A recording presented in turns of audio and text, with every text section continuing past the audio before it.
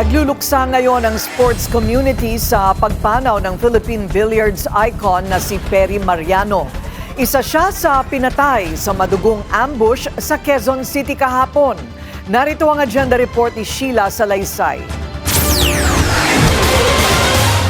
Binalot ng lungkot ang mundo ng Philippine billiards sa pagpanaw ni Perry Mariano, ang kinikilalang Godfather of Philippine Pool.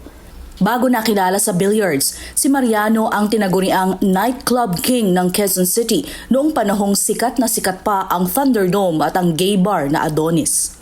Isa si Mariano sa sakay ng puting sasakyan na inambush ng riding in tandem sa Timog Avenue Corner EDSA, Martes ng hapon. Sa report ng QCPD, nasawi ang 75-year-old na si Mariano at ang kanyang 51-year-old na driver sa pananambang. Kita ang riding in tandem na huminto sa tabi ng sasakyan bago bumaba ang angkas at pinaputukan ang mga biktima. Agad na tumakas ang mga salarin sa direksyong pa-EDSA Kamuning. Di na umabot ng buhay ang mga biktima sa ospital. Patuloy naman ang follow-up operation ng mga otoridad. Negosyo raw ang isa sa mga posibleng motibo. Para sa marami, higit pa sa isang negosyante si Mariano. Isa siyang haligi ng sport na naglaan ng mahigit 4 na dekada sa paghubog at pagsuporta sa mga Pilipinong manlalaro ng bilyar. Bilang founder ng Bugsy Promotions at Lucky Break, naging instrumento siya sa pag-angat ng ilan sa pinakamauhusay na cue artists sa bansa, kabilang sina Dennis Orcolio, Ronnie Elcano, Carlo Biado at Johan Chua, mga pangalang nagbigay karangalan sa Pilipinas sa international stage. Sa nightclub din ni Mariano nagsimula ang career ng ilang celebrities tulad nila Sylvia Sanchez at body language queen na si Pia Moran at mga soft drink beauties.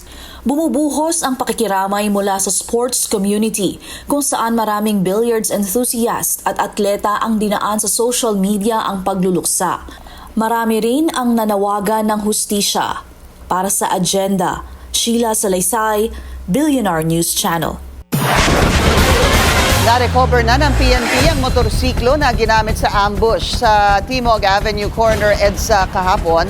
Natagpuan ang motor sa Scout Ralio Street na di kalayuan sa pinangyarihan ng pamamaril.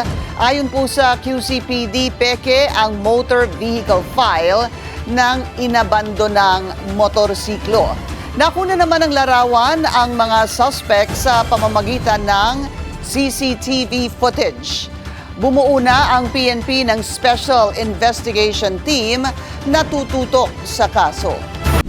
Manatiling nakatutok sa Billionaire News Channel. Sumubaybay sa aming social media accounts at mag-subscribe sa aming YouTube channel para sa mga bago at eksklusibong balita.